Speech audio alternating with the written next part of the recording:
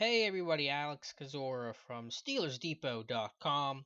Back to do another video. Wanted to mix things up a little bit, do a couple extra videos this week instead of some of the articles, just because I thought some of the topics that I had, I think warranted looking at video and being able to talk through these things together a little more so than writing about it and posting pictures and GIFs and things like that. Plus, good chance to test out some of the audio, little gremlins that have been happening. Apologize if the audio hasn't been perfect, whether you're listening to this on your PC or on mobile. I know some people have said it's been quiet.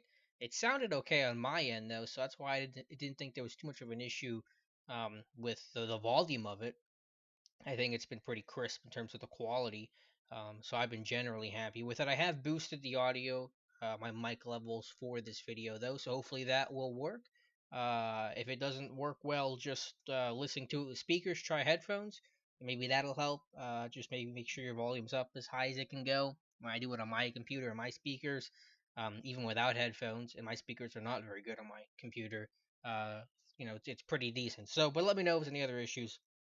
Certainly going to keep working towards fixing this. Now, this is not the Brandon Williams video. I have heard from a couple of you guys. Thanks for the input. That'll go up tomorrow. That'll be the next video that we do is the one on Brandon Williams. And some people were trying to tie it back into Indomitian Sue, and we'll certainly do that for tomorrow. What I wanted to talk about today was just about Landry Jones, and we saw his performance on Sunday, 3 touchdowns, leading the Steelers back to the win over the Cleveland Browns. We know that it was a bit of a rocky game. It was a tough start. The first 5 drives basically got the Steelers nowhere. Not entirely Landry Jones' fault, of course, but as the quarterback, you're going to be the one responsible for the way your offense goes, or in that case, the way it didn't go. But I wanted to kind of look at him a little bit and kind of see where he's at with his career now that he has a couple extra starts under his belt. And obviously, we know that he's a guy going to be a free agent in the offseason. And will he come back? And at what market value does the team want him back? Is he a good fit? It's just a question of has he matured and has he gotten better? And that answer is yes, because I think anytime that you play more often, most players are going to get better. So I guess it's a question of how much better have you gotten, and are you really a viable backup, or have you never really made those leaps enough to say that you're a guy that you're seeing obvious progression from. So I wanted to look at one specific area today with Landry Jones, just his pocket presence and ability to move within the pocket. And I think it's been very good. And you're seeing some of those nuances and abilities to kind of fight through a muddy pocket. It wasn't perfect. The one sack that he took where he kind of tripped over Marcus Gilbert kind of showed a bit of an issue there, but I think there's a couple other examples of him doing a very nice job. And so that's what I want to talk about today. That's what I want to go into. So let me pull up the first play here. Just three. We have 3 clips here to look at. First one here, 3rd and 6, late in the half, 2 minute drill situation. So it's a big moment here for Jones, and going to motion D'Angelo Williams out of the backfield to an empty set, and this has got to have it down. And the pass looks like a simple completion to Eli Rogers, and actually Rogers had the first down, then he ran behind the first down marker and ends up, I think, being short. They convert on fourth and about a half yard. Um, but the end zone angle is the view to look at, and this is kind of what I love the most from Landry on this play in terms of being able to move the pocket and keep the play alive. You get the linebacker free coming off the edge here. I think that's Christian Kirksey, and you're just going to get that little move to his right or left, and I'll play the whole thing through here for you guys. That buys him that extra half second to hit Eli Rogers underneath. He feels that pressure, Jones does. He's going to slide to his right. Just get that extra half second, move the launch point just a little bit. Just get that extra, step for Rogers to be able to get out of his break and get his head turned around and into the quarterback, vision to the quarterback, and just that little extra move to the right, float away, throw the ball away from the linebacker, hit your receiver, and that should have been a first down. Rogers kind of screws it up at the end. But again, just feeling that pressure, knowing he's got a guy hot. You could argue that ball needs to come out here with, if he knows that the linebacker's going to come in free. But it is 3rd and 6. You're not sure if that dump off in the flat's going to get there in time. So come across the field, go to your next read, and then just right there, that extra step, throw from not the best launch point, a little bit unbalanced. But that's what you're going to have to do in the NFL a lot of times, especially with pressure. So I think it's a really nice play to buy himself that time, that just an extra half second, if that. That's all you need. Quarterbacks aren't going to hold the football all like Ben Roethlisberger. Usually, balls coming out 2.5 seconds. So you can give yourself that extra half second. That's such a huge amount of time in the NFL and in the pocket, and he completes the pass and theoretically move the sticks. This ends up again being just short. Steelers convert here with D'Angelo Williams. So we go to our next play here in the third quarter. 2nd and 4. I'm just going to go straight to the aerial view, or to the end zone view, excuse me. Going to get some pressure here from Ray Horton and the Browns defense. Get some pressure off the edge here. And Jones does a nice job, climb the pocket, keep eyes downfield, keep that base, ready to throw at any moment. You can't step up too far because, Foster's dealing with the nose tackle there, or the defensive lineman. And he can't really, Jones, he's got his vision blocked. He's got Foster in his way. He's got the Browns defender in his way. Can't really step into that throw too much. You could argue he needs to get to the left a little bit, but he's trying to stay behind the lineman. If he starts moving, then the angle for the defensive lineman changes, and Foster's not going to really realize that. He might be late, and that's how you get holding calls or free shots on your quarterback. So Jones is just going to rip it across the middle, in a muddy pocket, and he's going to hit Kobe Hamilton, who makes a nice adjustment. Kobe's been such an asset in some of those combat catch situations. I'll actually show it from the aerial view as well, but it's a great job to feel the pressure coming off the edge here, climb the pocket, keep the eyes downfield, maintain your base, and make a big time throw over the middle, like a 15-yard throw on the dig to Hamilton. And again, moving the sticks, making a profit. Gonna get some pressure off the right side. Gonna climb, reset. The throw might not be the most accurate. Again, Hamilton does a nice job to adjust to it, but that's a big time moment.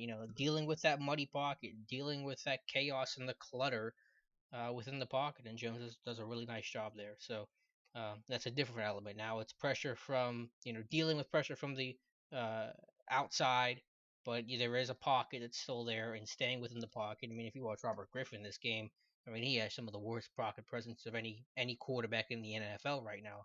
If I could think of a specific play, I'd go to it, because he bails when there's no need to bail at all. And obviously Jones and RG3 are two totally different guys, but pocket presence is pocket presence.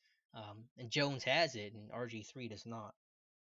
The last one I want to look at actually gets negated on a holding call, but it still just shows, a plus trait from Landry Jones. And again, we'll start with the end zone view. Gonna get some pressure. I think they run a game, the Browns do, between the three tech and the end here, I believe. You get a game here with the looper and the crasher on the outside. It's not picked up great. Too much separation between Foster and Villanueva. And so the crasher ends up actually getting that interior lane to get after Landry Jones. Villanueva's is pretty obvious hold and pretty necessary hold here. But Jones is able to escape it, reset his shoulders,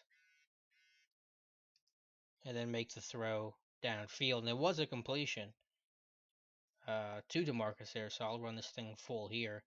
Again, you get that pressure. Jones is going to lose, not going to take off, not going to drop his eyes. Just reset, get back on his target, and make a really nice throw along the sideline. I'll go from the aerial view again here like we did before.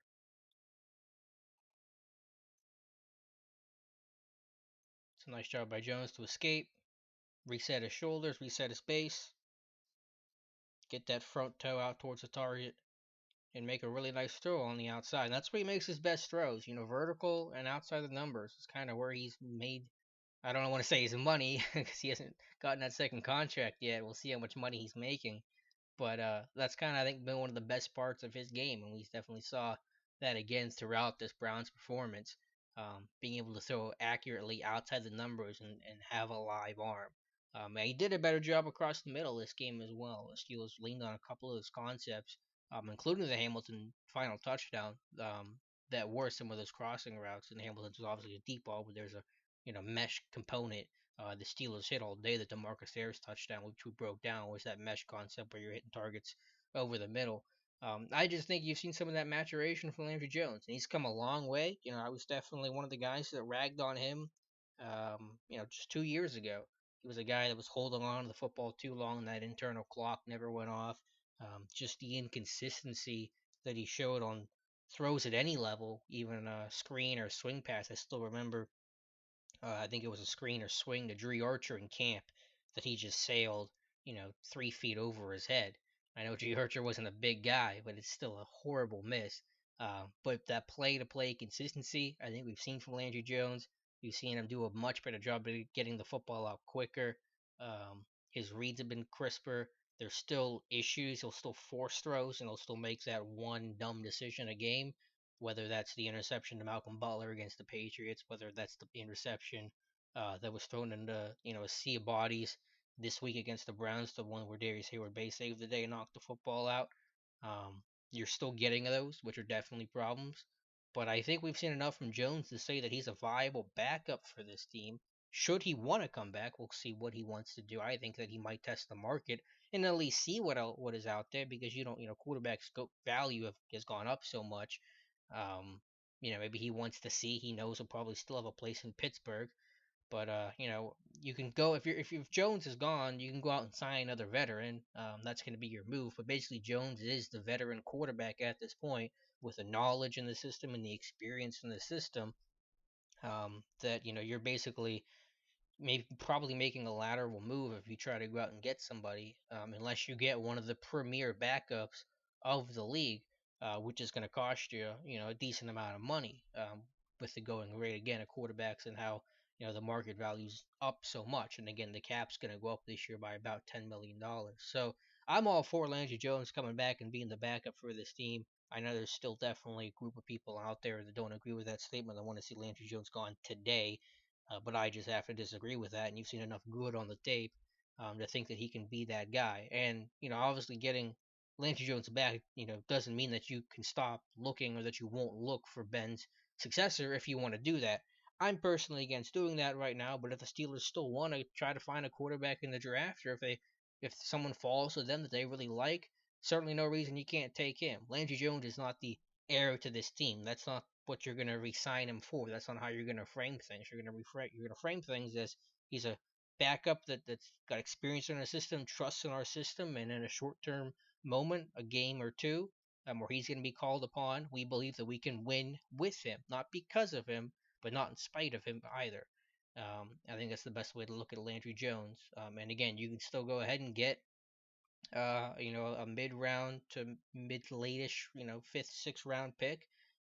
Or if you want to develop Zach Mettenberger and continue to see what you have with him, you can do that as well. I have no problem with, well, it's not a bad thing to have obviously Ben, Landry Jones, and then a developmental as a number three. That's typically how you want to arrange your quarterback depth chart. Your franchise guy is your number one, the experienced backup as a number two, and the developmental guy as a number three. And that's basically where the Steelers are at right now. If they let Landry Jones go, then you got to find that experienced backup, and then you still have to think about maybe looking for an investment guy as at number three. Now you're spending a lot of time and energy and resources into the position when obviously there's a lot of other areas to look at. And again, it's a multitasking business, but if you think about draft picks and signing guys and cap space, all that's going to suck up money that maybe you could use elsewhere. So I don't know. I think we've seen enough good from Landry Jones. I think all those three plays were encouraging. What he did to finish drives and red zone production, as Matthew Marks wrote about the other day, going for 3 for 3, that was important. So, again, it's not that he's the best backup in the league, but I think he's shown a continual good, with a lot of trust in terms of the coaching staff having trust in him and him having trust with the guys around him. A very even keel player, and it's kind of what you want as a backup. Charlie Bash and Byron Leftwich weren't, for stretches of their career, the best backups either, but you knew what you had in them.